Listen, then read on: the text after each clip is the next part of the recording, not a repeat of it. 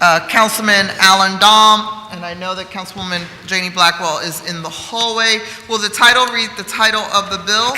The clerk read the title of the bill.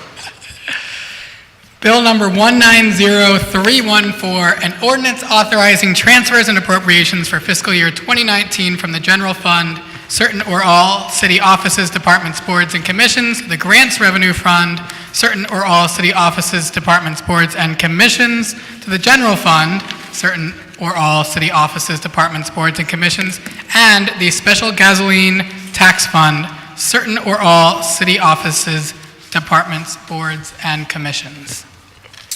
Thank you. Will the panel, starting with Anna, I just want to remind folks, our council, the office circulated Anna Adams' original memo with the description of the bill, and I'll let her read the rest of her testimony in case if there's any additional questions. Thank you, Councilwoman. Good afternoon, Chair Quiñones-Sánchez and members of the Appropriations Committee. My name is Anna Adams, as I serve as Budget Director for the City of Philadelphia. Joining me at the table is Sarah DeWolf, who is Deputy Budget Director. I appear before you today to offer testimony on Bill number 190314, which provides for a transfer from within the General Fund and from the Grants Revenue Fund to the General Fund and the Special Gasoline Tax Fund. This ordinance is needed to transfer appropriations to various city agencies to address other areas where funds are being realigned or shortages have occurred. In the General Fund, the areas to be addressed by the transfer of appropriations into and within the General Fund by this ordinance are the following: $325,000 to the Council for increased contracting and advertising costs in addition to technology upgrades. This amount is fully offset by an internal transfer of $325,000. $156,891 to the Managing Director's Office for the realignment of the Opioid Response Initiative and Municipal ID Program. This amount is fully offset by an internal transfer of $156,891. $498,555 to the Managing Director's Office Legal Services to address Defender Association pay parity with other city agencies. $601,500 to the Office of Fleet Management for the repair of specialized fire vehicles. $5.5 million, $1,000 to the City Commissioner for the procurement and preparation of electronic poll books and voting machine printers.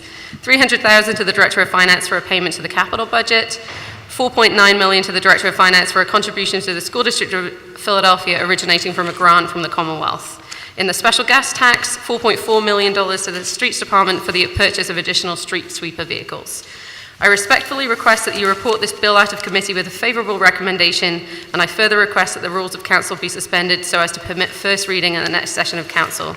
I appreciate the opportunity to testify before this committee today and would be happy to answer any questions you may have. Additionally, representatives from departments involved with the transfers are available as well.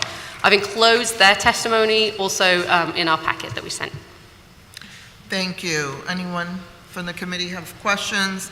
Let me thank the administration. I know some of these, I want to particularly thank you, obviously the municipal ID and the opioid response, but I'm happy to see this transfer here for the Defender Association around pay parity. I think it's hugely important for the work they do, and as we talk about criminal justice reform, that we treat all of those departments equally. If there are no questions for our panel, we will go into our public meeting, and the chair is going to ask for a motion on the amendment from the Vice Chair, Councilman Kenyatta Johnson.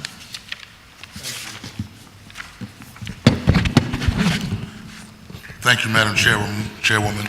I move that the amendment to Bill number 190314 be adopted. Second. All those in favor? Aye. Any opposition? Seeing none, Bill 190314 is amended. The chair recognizes Vice Chair Kenyatta Johnson for a motion on the amendment with a rule suspension. Thank you, Madam Chairwoman. I move that Bill number 190314 as amended be reported from this committee with a favorable recommendation, and further move that the rules of council be suspended to permit first reading of this bill at the next section of council. All those in favor? Aye. Any opposition? Seeing none, bill number 190314 as amended will be moved out of this committee with a favorable recommendation, and further move that rules of council be suspended to permit first reading at our next session. Thank you very much. I also want to thank around the street sweepers, man, looking forward to that. Oh, sorry, Councilman Dom. Thank you, Madam Chairwoman, and good afternoon. Couldn't let you go without a few questions. Yes. It looks to me like we're going to end fiscal year 19 with $100 million more in revenue than we anticipated. Is that accurate? Are you looking at our latest quarterly city managers report? So yeah, our latest fund balance show that we are going to end FY19 at $280.8 million, which is above our projection from before. So in the, yes, over and above the adopted budget, it is about $100 million above the adopted budget. $100 million above. Yes. And what happens to that money? So you'll see it, that's why our fund balance is significantly higher. Part of that is, that was a continuation from a higher fund balance in FY18, where our revenues also ended a little higher. And so some of that is a growth rate from a higher base that we had assumed in the prior quarters. If you'd looked at the quarterly city managers report from the prior quarters, we'd also recognized some of that. The biggest change in this quarter is actually related to our business income and receipts tax, where we're seeing large receipts have come in year to date above where we projected.